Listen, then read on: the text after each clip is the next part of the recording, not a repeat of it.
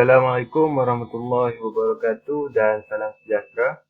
Saya Muhammad Qayyum bin Ramzan dan rakan saya Muhammad Syaimi bin Rashid akan berkongsi sedikit sebanyak tentang pengenalan pengurusan latihan dan modifikasi tingkah laku. Seterusnya kita akan teruskan dengan objektif pembelajaran. Di akhir kuliah ni, pelajar akan dapat yang pertama mengenal pasti definisi pengurusan latihan. Seterusnya, mengenal pasti definisi modifikasi tingkah laku. Dan yang terakhir, memahami perkaitan antara pengurusan latihan dan modifikasi tingkah laku. Apa itu latihan dan tujuan latihan? Latihan merupakan satu usaha untuk membangunkan kompetensi individu melalui pengetahuan, kemahiran dan tingkah laku yang sesuai. Ini bermaksud latihan ni adalah satu usaha untuk meningkatkan daya saing individu melalui aspek pengetahuan, kemahiran dan tingkah laku yang sesuai. Seterusnya, tujuan latihan ni adalah untuk membolehkan individu menguasai dan menggunakan sesuatu jenis kompetensi, iaitu pengetahuan, kemahiran dan tingkah laku yang sesuai dalam kehidupan seharian. Seterusnya, terdapat beberapa kegunaan latihan. Yang pertama ialah untuk penggunaan peralatan, untuk kehidupan seharian, pekerjaan, mendidik anak, kemahiran tambahan dan perniagaan. So, latihan ni adalah penting untuk digunakan dalam aspek-aspek yang telah kita sebut tadi untuk meningkatkan lagi kualiti hidup kita. Seterusnya, kaedah latihan. Terdapat lebih kurang 10 kaedah latihan. Yang pertama iaitu kaedah perbincangan kumpulan, kaedah kuliah, kaedah main peranan, kaedah simulasi, kaedah demonstrasi dan kaedah psikomotor. Seterusnya, kita ada lagi beberapa kaedah latihan iaitu kaedah bengkel, seminar, kursus dan latihan ketangkasan. Baiklah, saya akan teruskan dengan pengurusan latihan. Pengurusan latihan adalah cara untuk menganjurkan dan mengorganisasi sesuatu program latihan.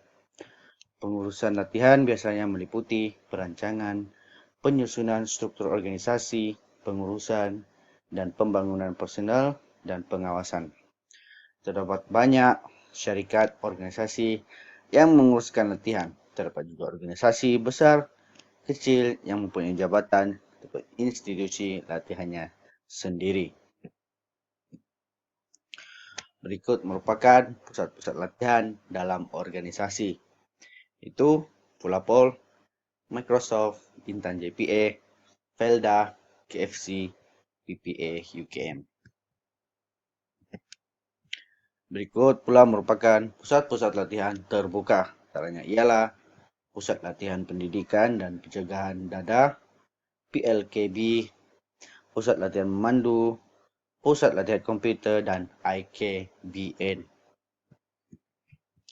Seterusnya merupakan modifikasi tingkah laku.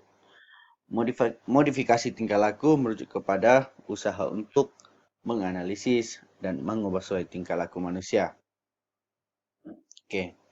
Menganalisis bermaksud mengenal pasti mengapa seseorang individu mempunyai sesuatu tingkah laku, menentukan faktor-faktor yang menyebabkan berlakunya tingkah laku tersebut. Manakala mengubah sesuai pula bermaksud membangunkan dan menjalankan sesuatu prosedur untuk membentuk individu mengubah tingkah lakunya.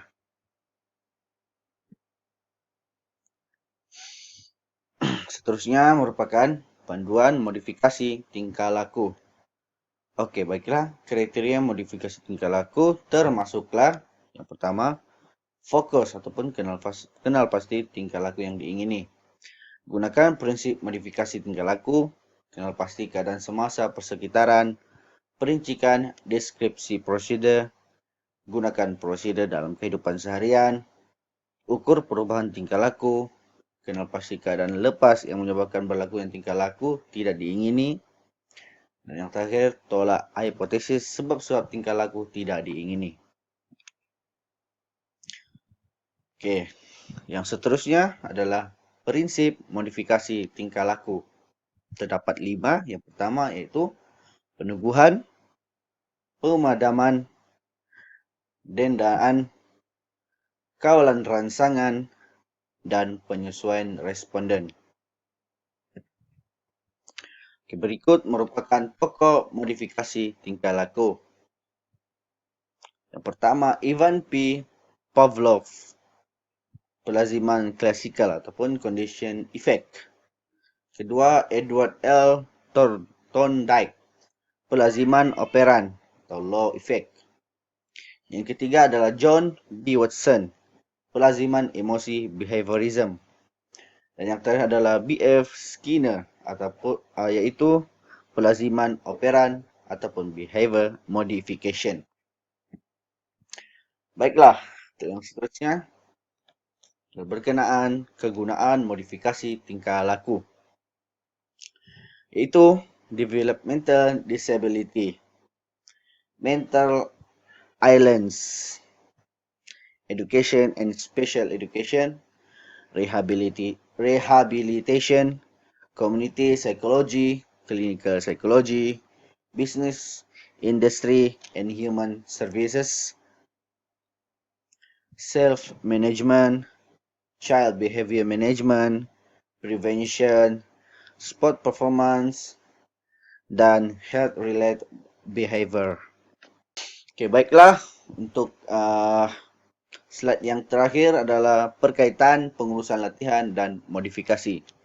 Okey, latihan digunakan untuk membekal individu dengan sesuatu kompetensi. Modifikasi tingkah laku digunakan untuk mengubah suai tingkah laku individu. Oleh itu, latihan diuruskan ataupun digunakan untuk mengubah tingkah laku individu, tetapi tidak semua bidang boleh menggunakan latihan untuk mengubah tingkah laku. Sekian, terima kasih.